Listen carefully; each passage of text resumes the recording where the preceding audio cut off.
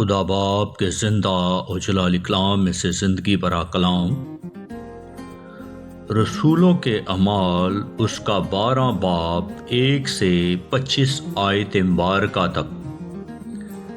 قریباً اسی وقت ہیرودیس بادشاہ نے ستانے کے لیے کلیسیا میں سے بعض پر ہاتھ ڈالا اور یوحنا کے بھائی یعقوب کو تلوار سے قتل کیا۔ جب دیکھا کہ یہ بات یہودیوں کو پسند آئی تو پطرس کو بھی گرفتار کر لیا، اور یہ عید فطیر کے دن تھے، اور اس کو پکڑ کر قید کیا اور نگہبانی کے لیے 4 سپاہیوں کے 4 پہروں میں رکھا، اس ارادے سے کہ فسح کے بعد اس کو لوگوں کے سامنے پیش کرے۔ پس قید خانے میں تو پطرس کی نگہبانی ہو رہی تھی، مگر کلیسیا اس کے لیے دل و جان سے خدا سے دعا کر رہی تھی۔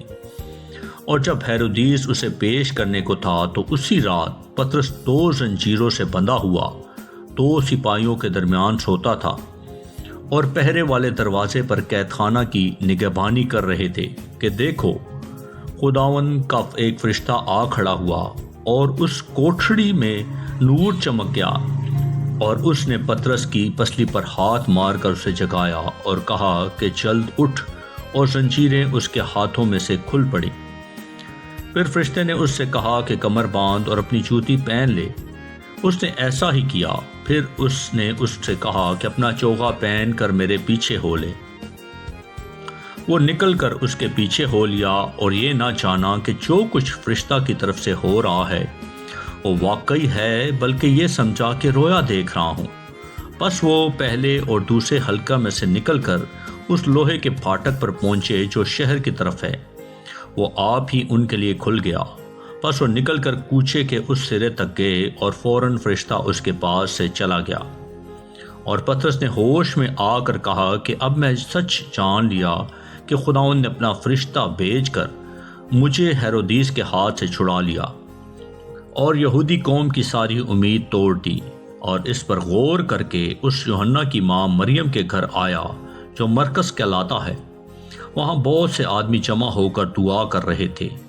جب اس نے پھاٹک کی کھڑکی کھٹکھٹائی تو رودی نام ایک لونڈی آواز سننے آئی، اور پطرس کی آواز پہچان کر خوشی کے مارے پھاٹک نہ کھولا، بلکہ دوڑ کر اندر خبر کی کہ پطرس پھاٹک پر کھڑا ہے۔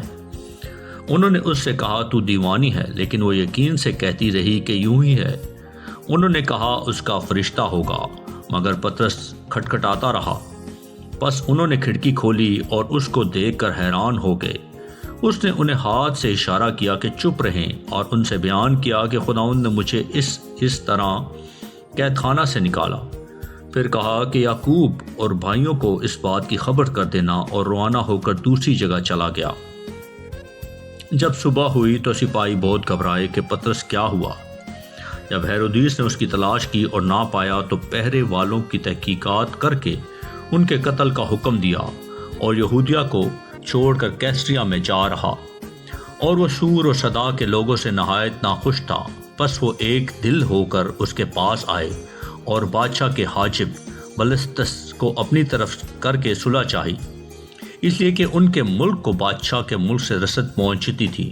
پس ہیرودیس ایک دن مقرر کر کے اور شاہانہ پوشاک پہن کر تخت عدالت پر بیٹھا اور ان سے کلام کرنے لگا۔ لوگ پکار اٹھے کہ یہ تو خدا کی آواز ہے، نہ کہ انسان کی۔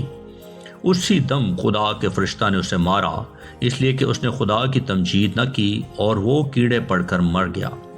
مگر خدا کا کلام ترقی کرتا اور پھیلتا گیا، اور برناباس اور شاؤل اپنی خدمت پوری کر کے اور یوحنا کو جو مرکز کہلاتا ہے ساتھ لے کر یروشلم سے واپس آئے۔ آمین۔ پاکلام کے پڑھے اور سنے خداوند کی برکت ہو، خداوند کا شکر ہو۔ آمین۔ اس زندہ اور جلالی کلام کو زیادہ سے زیادہ شیئر کریں تاکہ لوگ سن کر برکت پائیں۔ آمین۔